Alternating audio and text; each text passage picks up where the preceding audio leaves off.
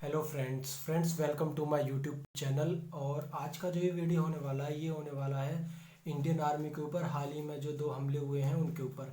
एक पहला हमला हुआ था 1 मई को, और दूसरा हमला हुआ है उसके ठीक 2 दिन बाद।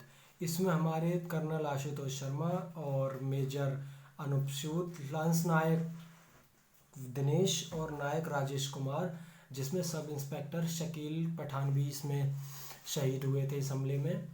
तो आप एक बात बताइए कि पूरा विश्व एक तरफ कोरोना की लड़ाई से लड़ रहा है और दूसरी तरफ ये टेररिस्ट हैं जिनको किसी चीज़ से कोई फ़र्क नहीं पड़ता। अब एक बात बताइए कि अगर ये जो हमारे जो 5 जवान शहीद हुए हैं, ये अगर इस कोरोना की महामारी में अगर अपने घर पे बैठे हुए होते तो आज क्या कंडीशन होती इंडिया में। तो सबसे पहली बात तो मैं इनका थैंक यू करना चाहूँगा, इनकी जो इनको श्रद्धांजलि देना चाहूँगा कि ये ऐसी सिचुएशन में भी जितने भी हमारे इंडियन आर्मी के सोल्जर्स हैं, जितने भी बॉर्डर पे खड़े हुए हमारे सिपाही हैं, जितने भी जवान हैं, उनको मैं एक बार दिल से थैंक यू करना चाहूँगा कि थैंक यू आप सभी को कि ऐसी सिचुएशन में आप लोग डट कर खड़े हुए हो, किसी से डरते नहीं हो। ये सबसे बहादुरी वाली बात है। और मेरा जो मेन टॉपिक है इस वीडियो का वो ये है कि आतंकवादियों के पास इतने आर्म्स आते कहाँ से हैं। एक बात बताइए कि जो पाकिस्तान है, मेनली ये माना जाता है कि पाकिस्तान ही इनको आतंकवादियों को ये आर्म्स सप्लाई करता है।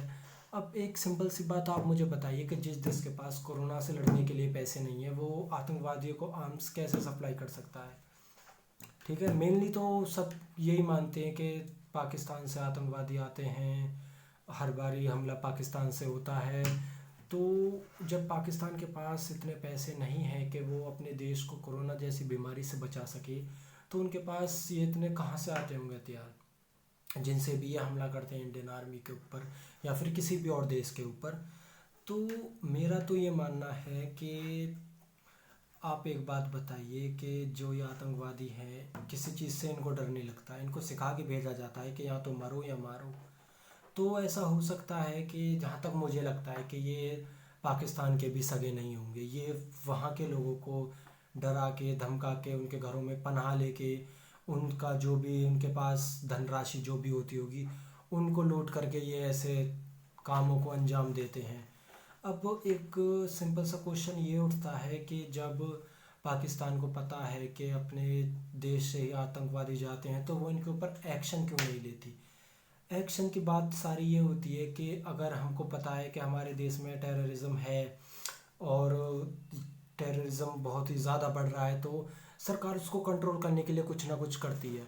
बट मैं एक सिंपल सी तुमको बात बता दूं कि जिस देश का पीएम अपने सेना के जो अध्यक्ष हैं, मेन जो है, उनसे डरता हो, वो क्या कर सकता है उन टेररिज्म के खिलाफ।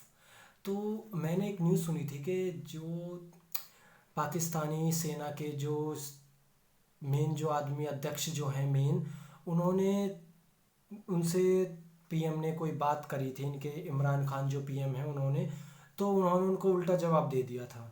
शायद वो आपने वीडियो देखा भी होगा, अगर नहीं देखा होगा तो आपको मिल जाएगा।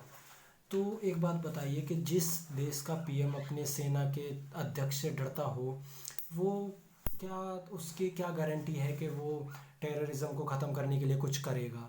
अगर अगर मैं ये मानता हूँ कि अगर पीएम इमरान खान को अगर कुछ पता भी है कि मेरे देश में ये हो रहा है और अगर वो उसके खिलाफ एक्शन भी लेते हैं तो उनको बड़ा सोच समझ के लेना पड़ेगा, क्योंकि वो इंडिया नहीं है।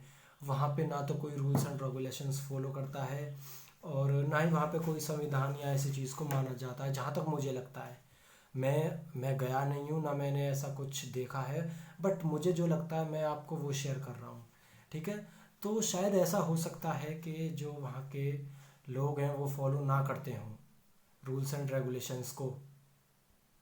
और फ्रेंड्स, वैसे भी मैं आपको बता दूं कि पाकिस्तान के पास इतने पैसे नहीं हैं कि वो ऐसे फिजूल चीज़ों के लिए अपने पैसे खर्च करे, जबकि अपने देश को बचाने के बजाय।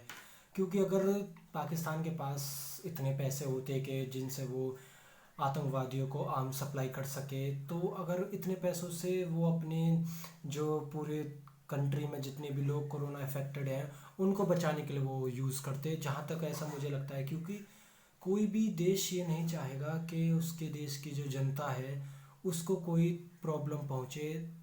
और जबकि हमारे पास उतने पैसे हैं कि हम इस चीज़ को अफोर्ड कर सकते हैं, बट फिर भी हम उनका गलत इस्तेमाल करके कहीं और करें, तो ऐसा तो मुझे लगता है कि कोई भी देश नहीं करता होगा। क्योंकि मैंने अभी बताया कि कोई भी देश ये नहीं चाहता कि उसकी जनता को कोई प्रॉब्लम हो। अब अपने इंडिया की बात ले लो। अब इंडिया में लॉकडाउन चल रहा है, ठीक है, सबको पता है। इंडिया के पास इतना पैसा है कि वो अपने देश के नागरिकों को इस कोरोना की महामारी से बचा सकता है। अब अगर इंडिया ही इन पैसों को किसी गलत जगह इस्तेमाल करे तो सबको प्रॉब्लम होगी। देश में जो पैसा आया है वो जनता के लिए, और वो जनता को ना मिल के किसी गलत काम में जाए तो ऐसा नहीं होगा ना। तो ये गलत बात है। तो सिंपल सी बात ये है कि मैं तो ये बताना चाहता हूँ कि अगर पाकिस्तान के पास इतने पैसे होते कि वो आर्म सप्लाई कर सके आतंकवादियों को, तो वो ये ना करके अपने देश की जो जनता है उसको ठीक करने के लिए करवाते।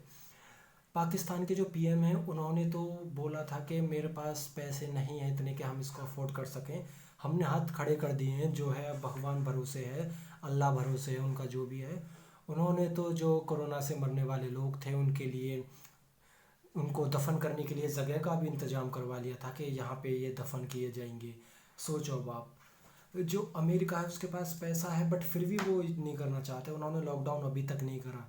और अमेरिका जो है उसी की मैंने अभी आपको बात बताई। लेकिन यहाँ पे पाकिस्तान की हम बात करें तो उनके पास पैसा नहीं है, बट फिर भी उन्होंने तो हाथ पहले ही खड़े कर दिए थे कि हम इस लड़ाई से नहीं लड़ सकते।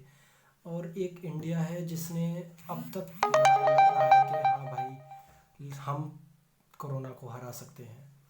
और मेरा तो मेन ये मोटिव रहेगा इस वीडियो के हिसाब से कि अभी तो लॉकडाउन चल रहा है, तो मेरा लॉकडाउन तक हर एक वीडियो में ये मोटिव रहेगा कि प्लीज़ आप अपने घरों में रहिए, जितना हो सकता है घरों में रहिए, जितना हो सकता है सेफ़ रहिए, बाहर ना निकलिए विदाउट परमिशन। और अगर ज़्यादा ही ज़रूरी काम है तभी आप घर से बाहर निकलिए, अदरवाइज़ आप अपने घरों में रहिए, वो ज़्यादा बेटर रहेगा आपके लिए और आपकी फैमिली के लिए। तो फ्रेंड्स, वीडियो कैसा लगा कमेंट करके ज़रूर बताएं, और चैनल को सब्सक्राइब करना ना भूलें और वीडियो को लाइक करें। Thank you.